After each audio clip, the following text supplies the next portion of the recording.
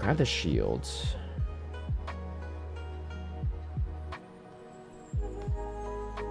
It's pretty bad for me though.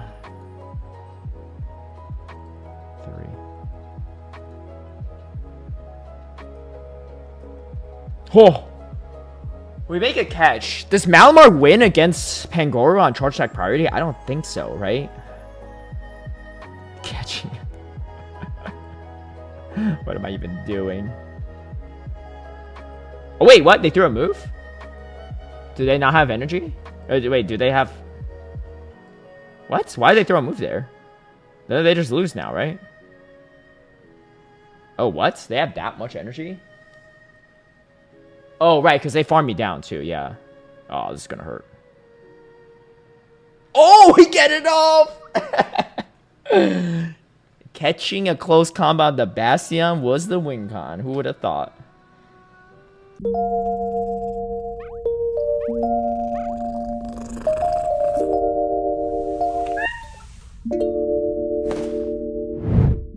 Hello, everyone. Welcome to another video.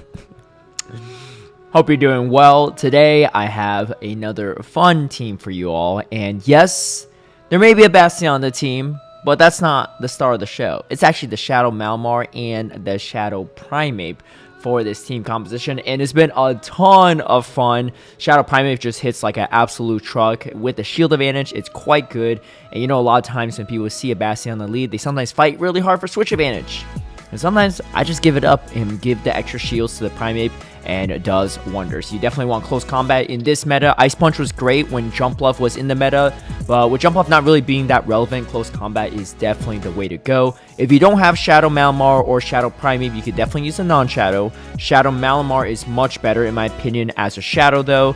Non-Shadow Primeape will do just fine. I've climbed all the way up to the leaderboards of this team, so let's get into some battles. Before we get into the battles, I want to give a big shout out and thank you to all my patrons who've been supporting my content creation. If you'd like private one-on-one coaching, scrims against me, some of my league guides and strategies ahead of time, or even tune into my live stream battles, feel free to sign up through the Patreon link down below.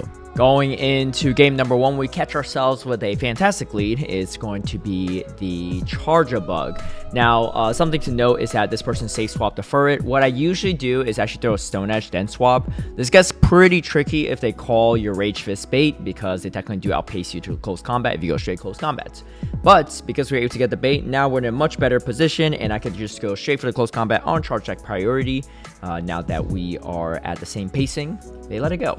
But yeah, I recommend throwing that Stone Edge first. And close combat, even though resisted, it's going to do a lot more damage than a neutral Rage Fist. We do a ton of damage there. In comes the Chestnut, and unfortunately, we just hard countered them. Chestnut definitely is going to outpace the Frenzy Plant, so they kind of have to bait or do something else, and they are going to throw a move. But at this health range too, even the Chestnut can't do too much into the Bastion.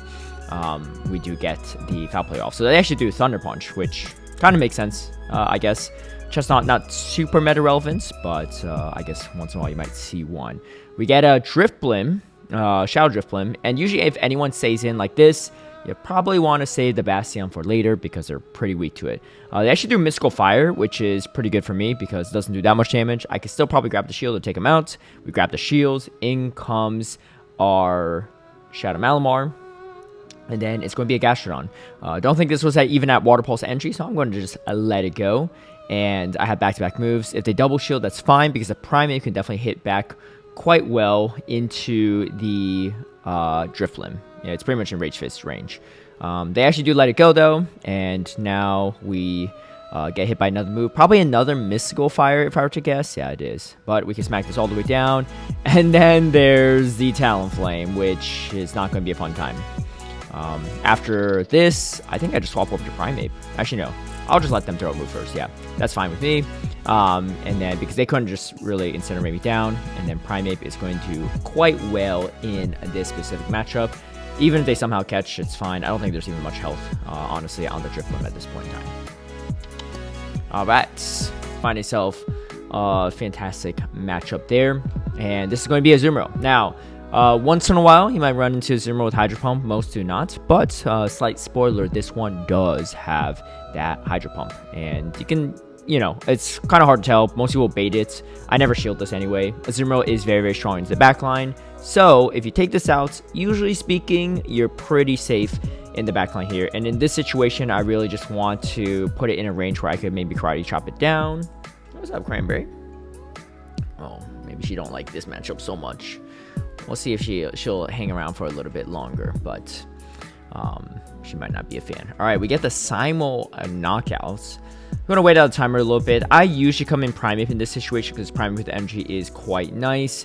And as you can see here, it is going to be the Shadow Drapion. I'm going to bait the potential close combat, but they choose not to shield. So I just go for another one. We get down the same timing now, and this will probably threaten close to a knockout. So they do spend the shield, which is fine with me because now we can just potentially even karate chop down. Energy on this Primeape ramped up is pretty good. I have to throw this move, otherwise I get hit by Aqua Tail, but this could be a shield KO if they shield. They do not, and oh my gosh, those karate chops hurt. Anyway, able to finish that off pretty quickly. Shadow Metang. All right, we'll let the cat go for now because I don't think she's feeling it. But Shadow Metang, not something you see super often in this meta. However, I cannot really afford to bring in the Malamar. They actually swap over themselves, which is quite nice. And they could potentially hit me with the close combat. So I am going to shield because I don't really think they even get off 2 moves anyway. So now we get the full farm down, which is quite good. They do have the Metang still, so I am going to throw the Foul Play. And we don't get the second one off, but that's okay. It's not really worth going down all my shields just to take out this Metang. Who knows what they have in the back. Shields on the Primeape could still be good. It's going to be Cordelia. They're going to quit out right away. So, quite nice. These opponents I'm playing are pretty high up on the leaderboards, I think. Most of them are. We're in the high veteran to maybe low expert range. All right, something key to note. If they ever safe swap a Mud Slapper, I'm talking about Gastrodon, I'm talking about Torterra, I'm talking about Shadow Marowak, you need to come in Malamar if you want to maintain switch advantage. You do not win the 2-shield situation with the Shadow Primeape. So, first and foremost, you need to come in right away. Anytime you see a good matchup lead like this, right? The moment I saw the Charjabug, I'm looking in the top right corner. If it's a ground type of Mud Slapper, you come in the Malamar. Now, if it's a Unova Stunfisk or Mud Shotter, that's a different story, right? But yeah, and this player, I'm actually surprised they didn't throw a move here. They let me get the close combat off, even though they technically should have got to the move before me. And because of that, we actually get the win. I don't know if I would have won that any other way, because they probably would have hit me with a superpower on the Bastion, and it could have been a lot closer. But anyway, we'll take it. Gain a lot of elo on that one, and then go into set number 2. Second set in a row. All right, we get ourselves a Shadow Scizor. This is a matchup you need to know how to play. So obviously, it's pretty strong into the Malamar. So what I like to do here is make sure you optimize and then wait for them to throw 2 moves. If they only throw 1, don't swap yet. Need to throw 2 because that way you get enough smackdown damage. Now, if I survive this, I go Malamar. If I don't survive it, I just still come in Malamar. So this person does end up letting the Scizor go. And then, of course, we have the Azumarill. Azumarill is not the scariest, right? A lot of these fairy types don't have a lot of fast attack pressure outside of Wigglytuff. So you can still do some work as long as you chip it enough. Just keep track of their energy and see how much they have, right? It's not really worth shielding this, but the Primeape does put in a ton of work in this situation. And they just quit out. So who knows what they have in the back, but I'll take it. Now, Shadow Dusknoir is definitely a pretty annoying Pokemon to face, because it's got a lot of play into the Primeape as well, but I just don't really want to stay in there with the Bastion because the Dynamic Punch really hurts, and if they bait me, it's definitely over, so it's not really a great matchup for the Bastion either, and the Smackdowns just don't do enough. This player does have a Florges, and they're running Trailblaze, which is interesting. Maybe Trailblaze Chilling Water? I don't know. But we don't see the Chilling Water, and then in comes a Primeape, which is pretty bad for me. Unfortunately, this is going to be just a Rage Fist, so I don't really want to shield it. But at the same time, we're just in a world of trouble here. Because now comes the Dusknoir. They could just astonish me down. They know they're in a good position. And honestly, my only win condition, maybe I can smack this all the way down. But it's pretty bad, and if they bait me, it's over. If they land a Dynamic Punch, it's over. So we're just going to play the coin toss, and they went straight Dynamic Punch, which is definitely the right call on their end. All right.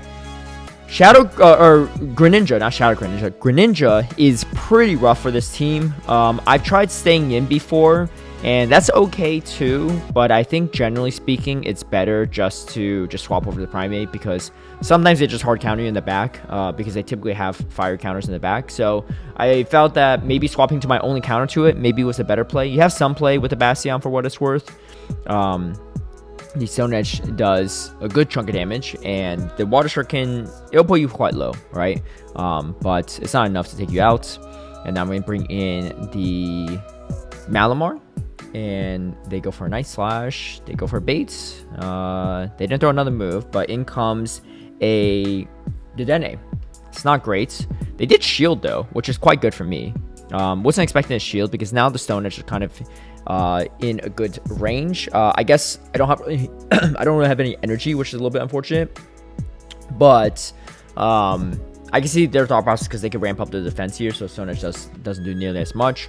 However, we do get to the Stone Edge, which is quite nice. And I take them out before they throw a move. I'm pretty sure they had some energy, but maybe to try and optimize? I don't know. We'll take it, though. Really tough Core Breaker lead, but it is not unwinnable. I've been in it other ways, too. I've been in staying in Bastiodon, but, you know, it's just kind of trickier in that way. Florges is pretty annoying here. They do have the Chilling Water. I should throw this on Bad Time on purpose so that I could potentially land a non-debuffed, or not secondary debuffed Stone Edge, I guess. But they shield anyway. So gave away a turn in that aspect, but maybe worth it. Hard to say. All right. And then in comes another Chilling Water, which is not good for me. You can see here, I'm trying to swap over there, but in comes another Chilling Water, and now I'm going to swap over because I have to move Banks. I'm super debuffed at this point, so it's not really worth it. Great catch, though, onto the Moltres.